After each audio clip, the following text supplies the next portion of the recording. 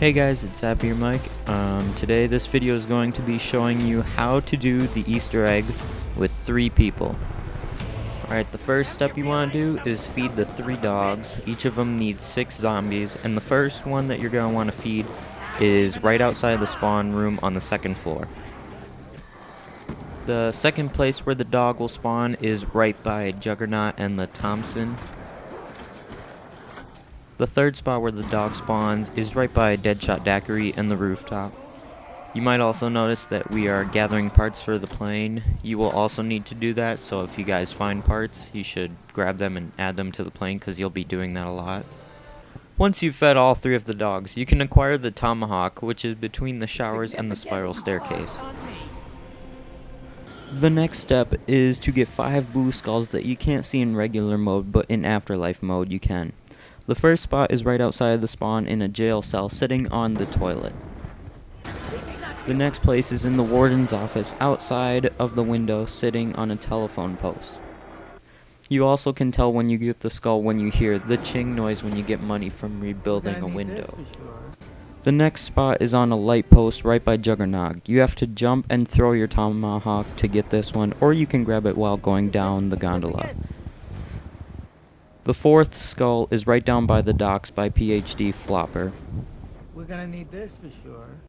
And the very last skull is on one of the corners of the rooftop, and when you find all the skulls, you'll hear this noise.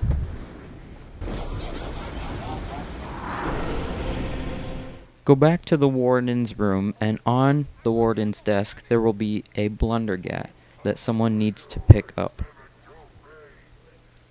What you're going to do with that blundergat is take it to the Golden Gate Bridge, and you're going to just survive there. You don't have to survive around, or you don't have to use the blundergat.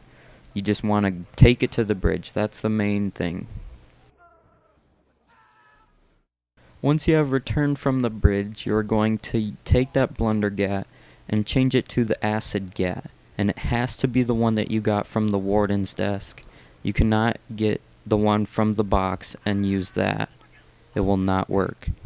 The last time that you go to the bridge, you need to take the acid gat with you and pack-a-punch it. This clip is just showing that we lost a player and that we still accomplished it in the end with only 3 people. After you've done that, you are going to go onto the numbers, and you can tell when you hear this certain noise.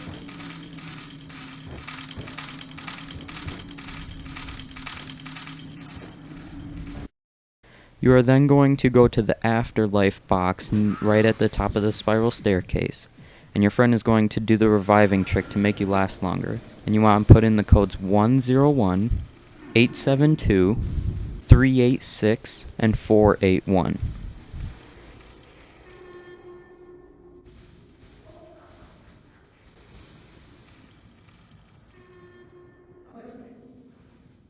And you have done it correctly when the numbers go out. Have your friend actually revive you, and you know you will also have done it correctly when your screen goes black and white and the audio turns on.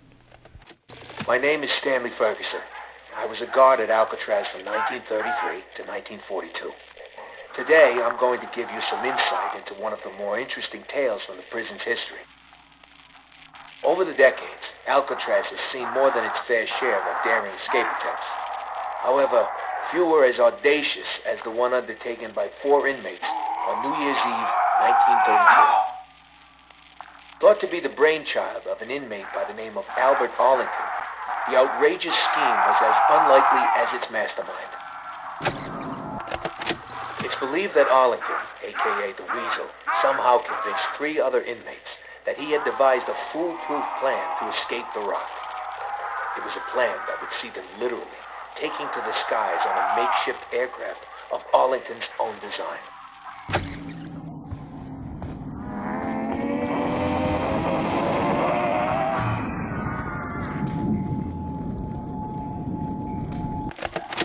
Just how the Weasel managed to convince these hardened criminals that such a plan was even possible remains a mystery to this day.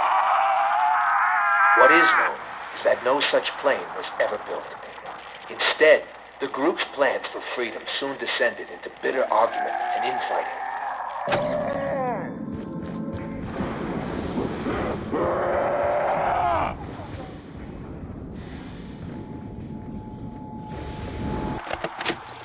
plan falling apart.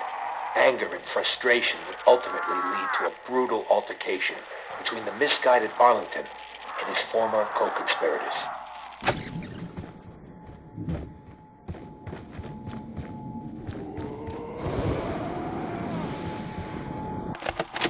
Armed only with makeshift weapons, Finn O'Leary, Sal DeLuca, and Billy Hanson lured the unsuspecting Arlington to the roof, where they intended to exact a bloody and violent revenge.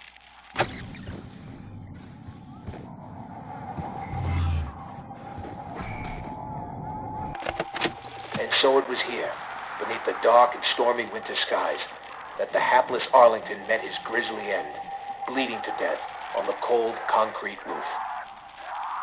For their participation in the murder, the three collaborators were sent to death by electric chair. Justice came swiftly. On the morning of January 19th, 1934, the execution order was carried out.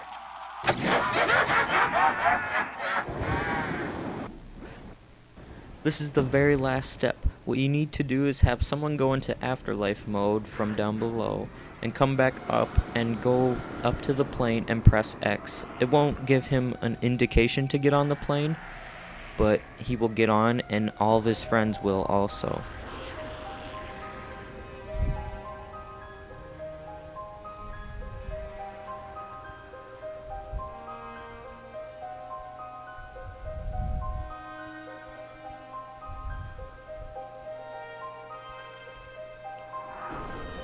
Once you're on the Golden Gate Bridge, what you're going to do is go to the electric chairs and revive your body. And basically then in the end, it's the weasel versus the other three people. You have two choices. You can either kill the weasel and the cycle will continue, or you can have the weasel kill everyone else and the cycle will be broken. It's up to you. Either way, the game ends and you get the achievement.